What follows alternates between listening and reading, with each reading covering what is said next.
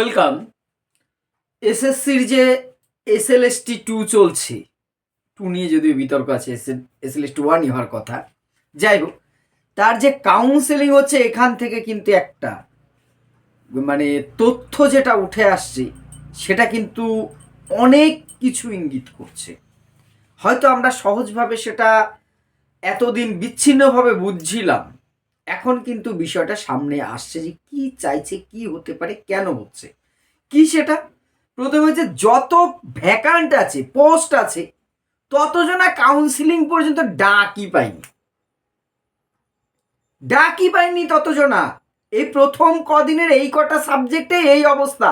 এরপরে যখন অন্য সাবজেক্টগুলো আসবে, যেসব সাবজেক্টে অনেক বেশি খালি পদ আছে, শূন্য পদ আছে, সেগুলোর ক্ষেত্রে যে কি চিত্র সামনে আসবে সেটা কিন্তু সংশয় তৈরি করছে। দেখুন, সংশয় কোথায় তাহলে হচ্ছে এসএসসি কি তাহলে সম্পূর্ণ পোস্টটাকে পূরণ করার সদিচ্ছাই তাদের নেই? সে ব্যাখ্যায় আসবো, কি কি কারণ হতে পারে আসবো। প্রথমে কিছু চিত্র যেটা সংবাদপত্রে বেরিয়েছে তথ্য, সেটা একটু দেখে নিন। অনেকে হয়তো দেখেছেন, অনেকে মিস করে গেছেন, তার জন্যই প্রতিবেদনটা করা। দেখে নিন, তারপরে আসছি মূল বিষয়টা।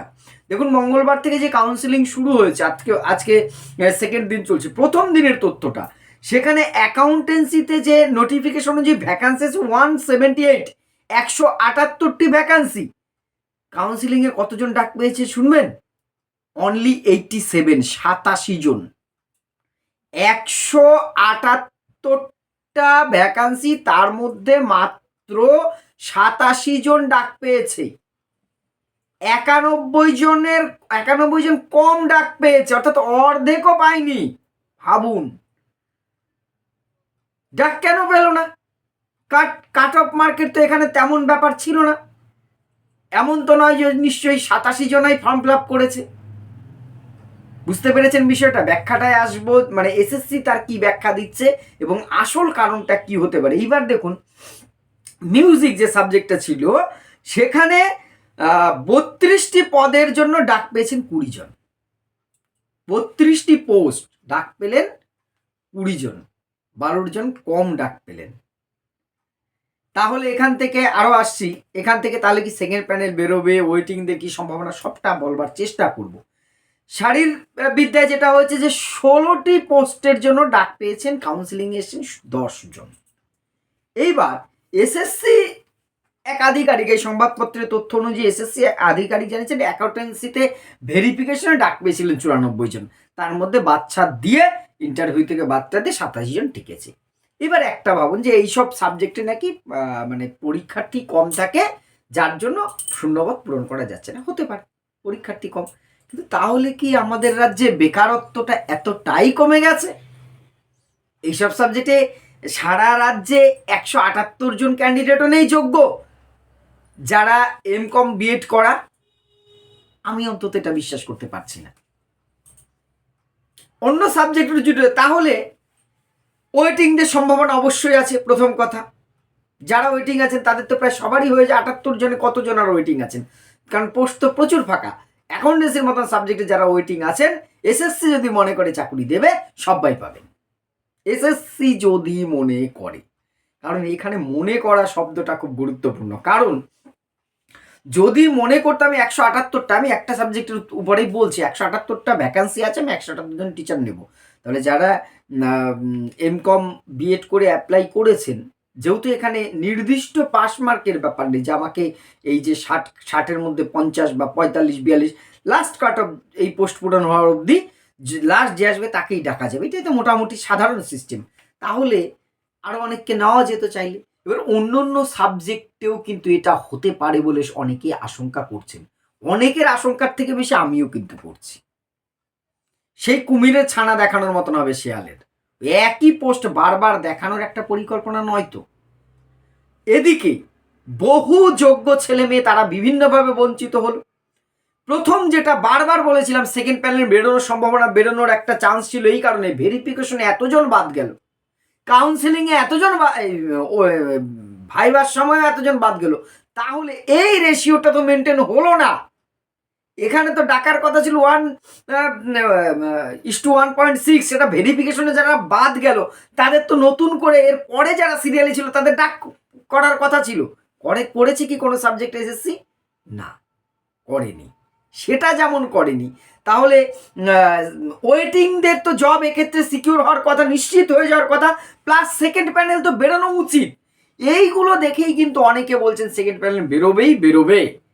আমি কিন্তু এখনো নিশ্চিতভাবে সেটা বলতে পারছি না। কারণ কেন বলুন তো? এত বলতে পারি স্যার, এত পোস্ট ফাঁকা, তাহলে যারা এরপরে হয়তো একটা সাবজেক্টে কাট অফ নেমেছিল, রিটেনটা শুধু বলছি যে 60-এর মধ্যে 52, তাহলে তারপরে 51-50 যারা পেয়েছে তাদের ডাকলে তো এই অ্যাকাউন্টেন্সি পোস্টগুলো ফাঁকা হয়ে যেত, মানে ফাঁকা থাকতো না।